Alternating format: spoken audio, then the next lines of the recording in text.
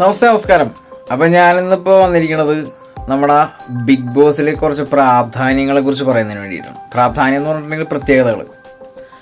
ഞാൻ ബിഗ് ബോസിൻ്റെ വാല്യൂ അറിയുന്നതിന് വേണ്ടിയിട്ട്, അതായത് എന്താണ് ബിഗ് ബോസ് എന്ന പ്രേക്ഷകരോട് ചോദിക്കുന്നതിന് വേണ്ടിയിട്ട് എൻ്റെ ഒരു ചെറിയൊരു മൈക്കായിട്ട് ഞാൻ പുറത്തേക്ക് പോയിട്ടുണ്ടായിരുന്നു.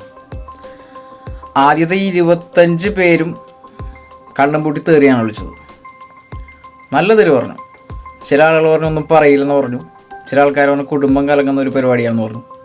ചില ആളുകൾ പറഞ്ഞു മോശം പരിപാടി, അത്രക്ക് ക്വാളിറ്റി ഇല്ലാത്ത പരിപാടിയാണ്. അങ്ങനെ 25 പേരുടെയും അഭിപ്രായങ്ങൾ കേട്ടതിന് ശേഷം ബാക്കി 75 പേരുണ്ടല്ലോ, 100 പേരിലാണ് ഉദ്ദേശിക്കുന്നത്.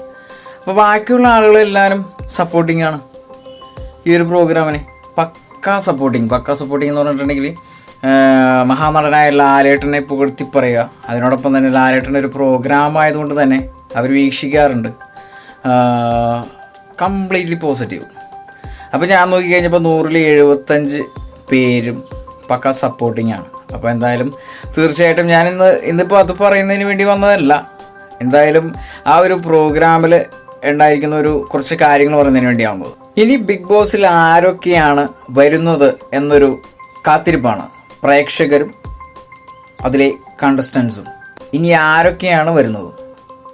അത് മാത്രമല്ല, ബിഗ് ബോസിൽ ഇപ്പോൾ ഒരു കോമ്പറ്റീഷനും നടക്കുന്നില്ല, ഒട്ടും തന്നെ നടക്കുന്നില്ല.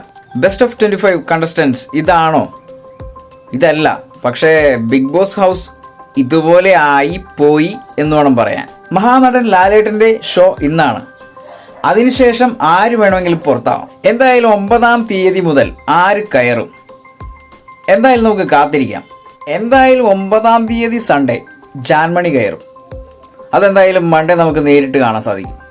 പിന്നെ കയറാൻ പോകുന്നത് ഗബ്രി, നിഷാന, ശരണ്യ. അത് 11-ാം തീയതി ആയിരിക്കും. അതിനുശേഷം ജാസ്മിൻ, അൻസിബ, സായി, നന്ദന എന്നിവരാണ് കയറാൻ സാധ്യതയുള്ള ടീം. ഇങ്ങനെയാണ് ബിഗ് ബോസിലെ ലൈൻസ് വരുന്നത്. അത് നമുക്ക് തീർച്ചയായിട്ടും സൺഡേ, സാറ്റർഡേ ഇത് കഴിഞ്ഞാൽ മാത്രമേ നമുക്ക് കൃത്യമായി പറയാൻ സാധിക്കുകയുള്ളൂ. അപ്പോൾ ഇനി എന്തായാലും നമുക്ക് കാത്തിരിക്കാം സാറ്റർഡേ, സൺഡേ എപ്പിസോഡുകൾ.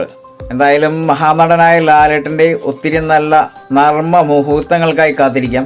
അതോടൊപ്പം കണ്ടസ്റ്റൻസിൻ്റെ വരവും കാത്തിരിക്കാം. പ്രേക്ഷകർ ഉദ്ദേശിക്കുന്ന എൻ്റർടൈൻമെൻ്റ് ആണ്. അപ്പോൾ അവർക്ക് ഈ കണ്ടസ്റ്റൻസിന് ഒത്തിരി നല്ല നല്ല ടാസ്കുകൾ ബിഗ് ബോസിൽ ഉണ്ടാവട്ടെ. അത് മനോഹരമായ രീതിയിൽ തന്നെ മുൻപോട്ട് പോകട്ടെ. എന്തായാലും കട്ട വെയിറ്റിങ്ങിലാണ് പ്രേക്ഷകർ. തീർച്ചയായിട്ടും കാത്തിരിക്കാം സാറ്റർഡേ, സൺഡേ.